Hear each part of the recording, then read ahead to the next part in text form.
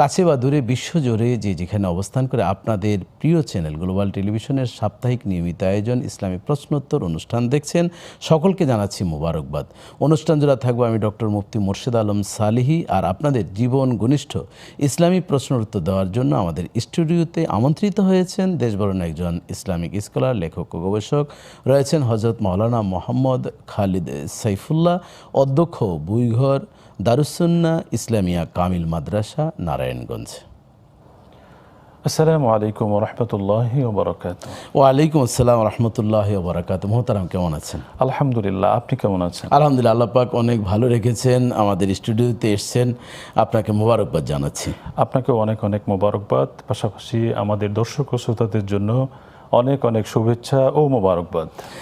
ধন্যবাদ আপনাকে, আমাদের সাথে সংযোগ হয়েছেন। তো আমরা আলোচনা করব মোহতারাম, শুরুতেই এই কুরবানি, আমরা যে কথাটি আমরা বলে থাকি যে কুরবানি আমরা ঈদ আসছে, কুরবানি আমরা করব, আবার 10ই জিলহজকে ঈদুল আজহা বা ইয়ামুন নাহারও বলা হয়ে থাকে।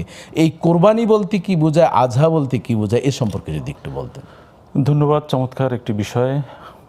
সম্মানিত দর্শক ও শ্রোতা, আসলে ইয়াউমুল উদহিয়া, কুরবানির দিন, অথবা ইয়াউমুন নাহার, এই শব্দগুলো পাশাপাশি, এবং আমরা এই শব্দগুলো কোরআন এবং হাদিসে পাই, পাশাপাশি ফিক শাস্ত্রের যে কিতাবগুলো রয়েছে সেখানে ওই শব্দগুলোর প্রচুর ব্যবহার রয়েছে। কুরবানি শব্দটা পবিত্র মহাগ্রন্থ আল কোরআনেও আমরা পাই, ঈদ করবা কুরবানান শব্দটা এখানে পাই। আর ইয়াউমুল উদহিয়া, উদহিয়া মানে হচ্ছে পশু জবে, কোরবানি করা, উৎসর্গ করা।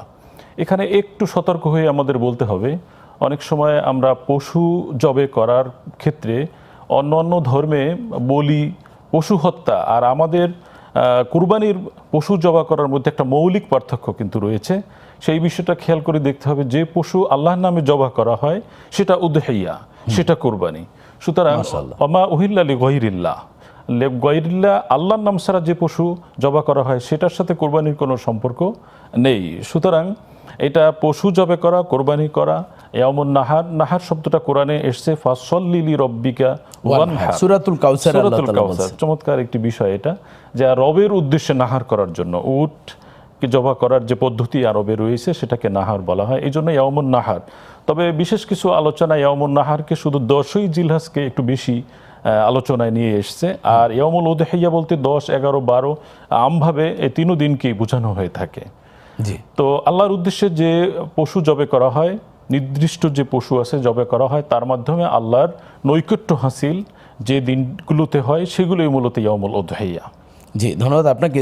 যে দেখুন, আমরা এই কোরবানি শব্দটি কিন্তু আমরা বাংলাতেও ব্যবহার করে থাকি, উর্দুতে, পার্সিতে ব্যবহার হয়ে থাকে। আপনি যেটি বলছিলেন যে কুরবুন শব্দ থেকে এসেছে, যেটি আল্লাহ তাআলা স্পষ্টই পবিত্র কোরআনুল কারিমে বলছেন, ঈদ কাররাবা কুরবান।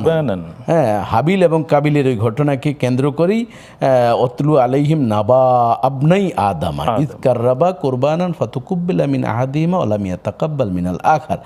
তারা দুইজনই তাদের যে প্রিয় জিনিস ছিল সেটি রেখেছেন, রাখার পরে আগুন এসে সেটা গ্রাস করে নিয়েছেন। তো হাবিলেরটা আল্লাহ তাআলা গ্রহণ করেছেন।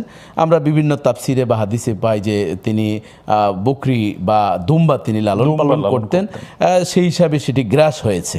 তো ও থেকেই কিন্তু আমাদের সেই কোরবানি শুরু হয়েছে। এরপর ইসলামী শরীয়তে কিন্তু ইব্রাহিম আলাইহিস সালামের মাধ্যমে কোরবানি কিন্তু বাস্তবায়িত হয়েছে। এ সম্পর্কে যদি একটু বলতেন যে ইব্রাহিম আলাইহিস সালাম এবং ইসমাইল আলাইহিস সালাম, এই দুইজনের মাঝে যেই কোরবানিটা বা উৎসর্গ বা স্যাক্রিফাইস, যেটাকে বলা হয়, কোরবানি বলতেই তো স্যাক্রিফাইস, সেই কোরবানিটা কেমন ছিল এ সম্পর্কে যদি বলেন। ধন্যবাদ। আপনি যেখান থেকে শুরু করেছিলেন যে হাবিল এবং কাবিল, মূলত কোরবানি আদম আলাইহিস সালাতু ওয়াস সালামের তার এই 2 সন্তানের মাধ্যমেই, তাদের কোরবানির মাধ্যমেই সূচনা হয়েছিল। তো এটা পরবর্তীতে অন্যান্য নবীদের আমলে চলে এসেছিল। তো আমরা যে কোরবানিটা অনুসরণ করি বা যে সুন্নাতটা আমরা আদায় করছি, সেটি মূলত সাইয়েদনা ইব্রাহিম আলাইহিস সালাতু ওয়াস সালাম এবং তার সন্তান ইসমাইল আলাইহিস সালাম, তাদের দুজনের মধ্যে যে কোরবানির চিত্র চিত্রায়িত হয়েছিল সেটি আমরা অনুসরণ করে আসছি। এটি আমরা মহাগ্রন্থ আল কোরআনে সূরাতুস সাফফাতের একটি বিশাল 100 নং আয়াত থেকে একেবারে 110 নম্বর 11 পর্যন্ত আল্লাহ তাআলা বিস্তারিত বলেছেন। পাশাপাশি সাইয়েদনা রাসূল মাকবুল সাল্লাল্লাহু আলাইহি ওয়াসাল্লাম তার হাদিসেও তার মুখের জবানেও যায়েদ ইবনে আরকাম রাদিয়াল্লাহু তাআলা আনহু তার হাদিস থেকেও আমরা এটা জানি যে ক্বালা কুলনা ইয়া রাসূলুল্লাহ, তিনি মা হাযিল বলেছেন, মা আযাহি হাযিহিল বলছেন, আযাহি, এই কুরবানিটা কি মূলত? জি এটা কি? তখন তিনি বলেছেন সুন্নাত আবিকুম ইব্রাহিম আলাইহিস সালাম। সালাতু ওয়াস সালাম।